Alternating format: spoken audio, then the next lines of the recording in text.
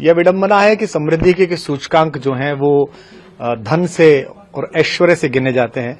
अगर समृद्धि का सूचकांक प्रकृति की कृपा, अगर समृद्धि का सूचकांक धर्म की मर्यादा, अगर समृद्धि का सूचकांक संस्कृति की उन्नतता और अगर समृद्धि का सूचकांक वातावरण की शुचिता के आधार पर हो तो भारत का सबसे समृद्ध राज्य है उत्तराखंड।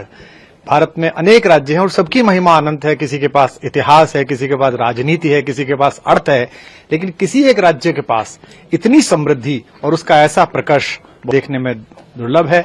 हम उन सौभाग्यशाली लोगों में से हैं जिन्होंने 25 वर्ष पूर्व अपनी युवता में इस राज्य का संघर्ष देखा था और उसमें जिस प्रकार मातृशक्ति ने आगे बढ़कर भाग लिया और जिस प्रकार इस राज्य की संकल्पना को पूर्ण किया। सबसे पहले तो मैं उन सब हुतात्माओं को अपनी श्रद्धांजलि देता हूं जिनके कारण उत्तराखंड जैसे एक श्रेष्ठ राज्य का सृजन हुआ, जिनकी कल्पना साकार हुई और इसको बनाने में जिन सब की योजनाएं लगी हैं उनको बहुत शुभकामनाएं। अब ये बहुत शुभ संकल्प है कि एक युवा नेतृत्व के हाथों में, एक ऐसे मुख्यमंत्री के हाथों में जो स्वप्नदृष्टा हैं, जो विनम्र हैं, जो सांस्कृतिक मर्यादाओं के प्रति सचेत हैं, धर्म के प्रति उन्मुख हैं, उन्होंने इस राज्य की कमान संभाली और अब जिस तरह से प्रधानमंत्री जी के नेतृत्व में उत्तराखंड विकास के पथ पर है वो दृष्टिगोचर है।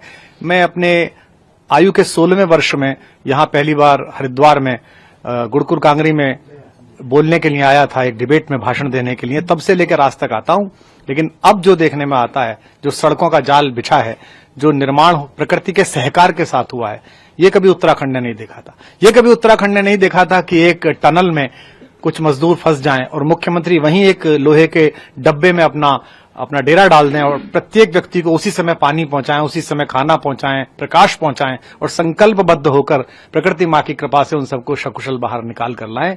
मैं इसके लिए सबको शुभकामनाएं देता हूं। विशेष रूप से मुख्यमंत्री जी को बहुत शुभकामनाएं देता हूं कि उनके नेतृत्व में ये प्रदेश उत्तरोत्तर प्रगति करे और देश भर के और विश्व भर के जो आस्तिक हैं, जो मांगलिक ध्वनियों में विश्वास करते हैं, उन सबसे अनुरोध करता हूं कि जीवन में कहीं भी जाइए लेकिन कुछ समय उत्तराखंड में गुजारिए और यहाँ की मर्यादाओं के साथ, यहाँ की सांस्कृतिक सीमा रेखाओं के साथ, यहाँ की धार्मिक शुचिता के साथ। तो ये बड़ा मंगल का अवसर है कि इतने पुण्य संतों के चरणों में आज बैठकर आप सबको शुभकामना देने का अवसर मिला है। बहुत बहुत धन्यवाद। जय सिया राम।